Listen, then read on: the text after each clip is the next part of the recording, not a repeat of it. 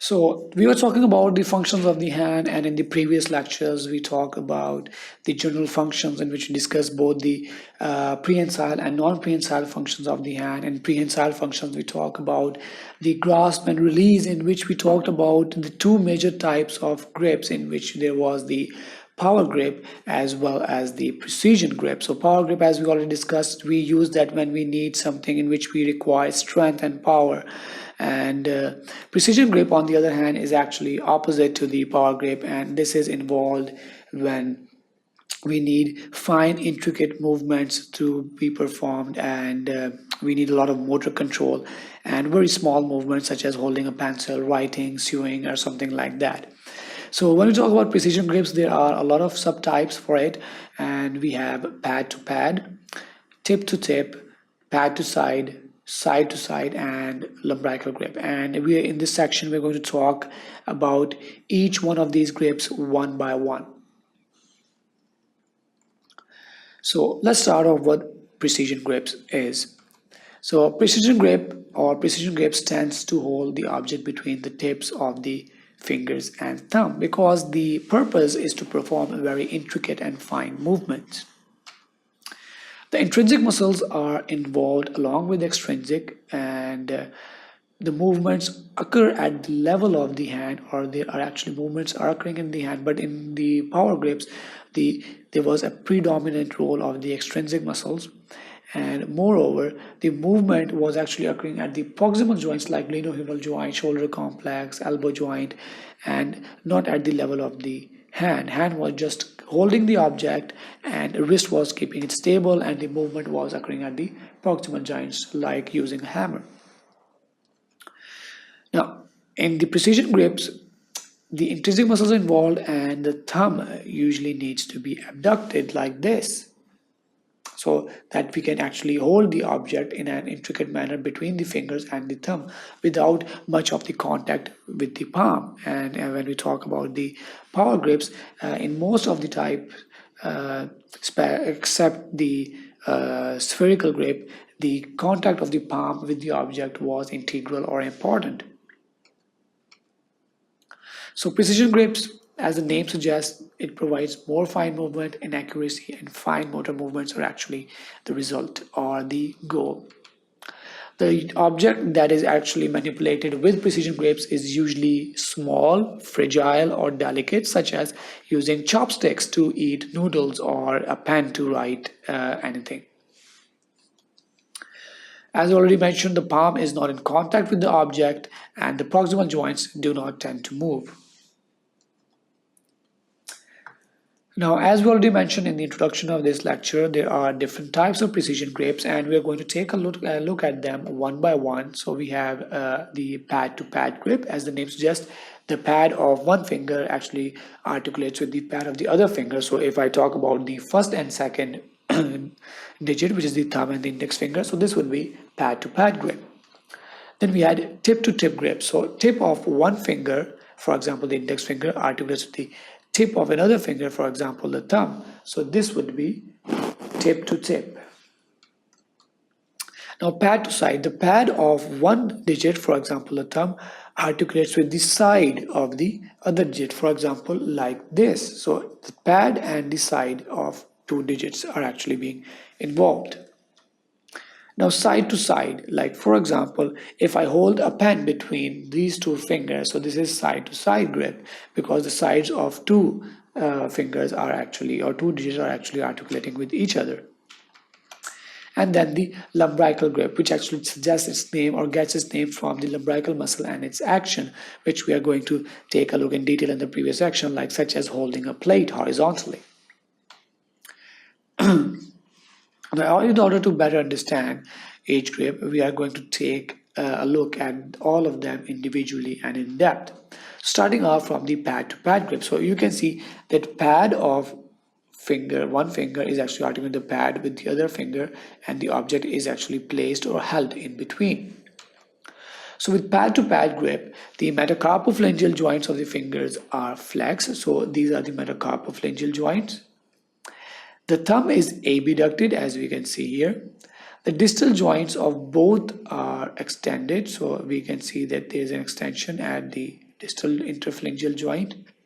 Now bring the pad of the fingers and thumb together like this, as you can see in this picture as well. Now there are two alterations of pad-to-pad grip, including the pinch grip and the three-jaw chuck grip. So pinch grip is actually a grip which involves the thumb and one finger, usually the index finger, and in this grip there is actually one finger or the index finger and the thumb, and actually they come in contact, but it needs to be understand that it's not tip to tip, it's actually pad to pad, and that is known as pinch grip. If it's tip to tip, it's not pinch grip, it's pincer grip. So pinch grip is when one finger comes in contact with the thumb, and usually the index finger is the one which comes in contact, and this is known as pinch grip. The other alteration or manifestation of pad-to-pad grip is the three-jaw chuck grip, and we all of us practice it a lot in terms of writing. So three-jaw chuck grip involves the thumb and two fingers, unlike the pinch grip, which only involves one finger usually. So the fingers that are involved with the thumb are usually the index finger and the middle finger, as we can see here in this picture. So if I hold a pen like this, so this would be three-jaw chuck grip. So as I already mentioned, holding a pencil or a pen would be an example of this type of grip. Another grip is tip-to-tip grip, when the tip of one finger comes in contact with the tip of another finger. So that is known as tip-to-tip. It involves bringing tip of thumb up against the tip of another digit, usually the index finger, to pick up a small object in a very precise manner, such as a very thin coin or a pin, which are very thin and small objects, and we cannot actually pick them from pad to pad, so we need to adopt a tip-to-tip grip. This is also known as pincer grip, and thus it is actually different from the pinch grip. We usually think of pinch grip as a pincer grip, but there's a difference. And the tip grip, or the ability to adopt a tip-to-tip grip, actually becomes difficult, if not possible, with very long fingernails, because fingernails come in contact before the tip of the two digits can come in contact. Another type of grip is pad to side grip, and we would see that in this picture the one digit, which is actually the thumb, comes in contact with the lateral aspect of the other finger like this. So in this we usually actually use this we can say grip or the prehension technique for holding our keys in order to open our door, or for example start the car start the engine of the car. And there's another common name which is adopted for it, which is known as lateral prehension grip. So as already mentioned, the pad of the extended thumb presses against the object which is held against the radial or the lateral side of the index finger in this grip. It is a strong grip as compared to the other precision grips, and that is perhaps the reason that it allows comparatively less fine movements than the other two previous types, including the pad to pad and tip to tip. So you can say that as the grips become stronger, the precision decreases, and as we increase the precision and the delicacy of the movement or the grip, the strength decreases. So a person who has lost the opposition but has retained thumb adduction can grasp and hold small objects using pad to side grip. And understanding of these grips and actually help in practitioners which are involved in neurological rehabilitation or neuromuscular rehabilitation. Now, another very important type of grip is the side-to-side grip, and it is perhaps one of those grips in which there is no involvement of the thumb usually. So it requires adduction of two fingers, and usually the fingers involved are the index and the middle finger. So for example, this is an object and this is my index finger, this is my middle finger, and I'm trying to hold my object between these two fingers, so that is known as side-to-side grip. Now, side-to-side grip is a comparatively weak grip, and it does not permit much precision either, unlike other grips, which are, if they are weak, they are precise, but this is weak and but not much precise at the same time. But one of the most common uses of this grip is to perhaps hold a cigarette, because the cigarette is being held between the sides of the two digits, and that are usually the index and the middle finger.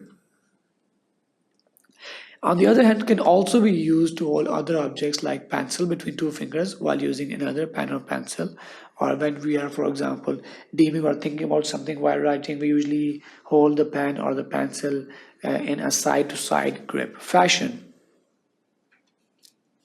As already mentioned, and as we can see in this figure as well, the thumb is not involved in side-to-side grip, and it can be used in the absence of the thumb or paralysis, such as in the involvement of the median nerve, as we discussed earlier.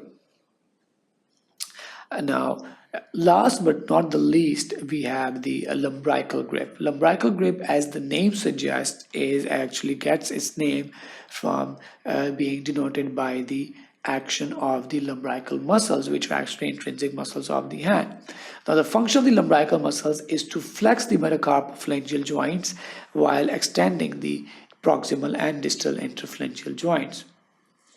So, lumbrical grip is actually like this. So if you can see that this is the neutral or the extended position of the metacarpophalangeal joints. These are the metacarpophalangeal joints. And if I perform this movement, so at the level of the knuckles of the metacarpophalangeal joints, we can see that there is actually the flexion. So there is actually flexion of the, we can say, the metacarpophalangeal joint, but at the same time lumbricals cause extension of the proximal and distal interphalangeal joints like this.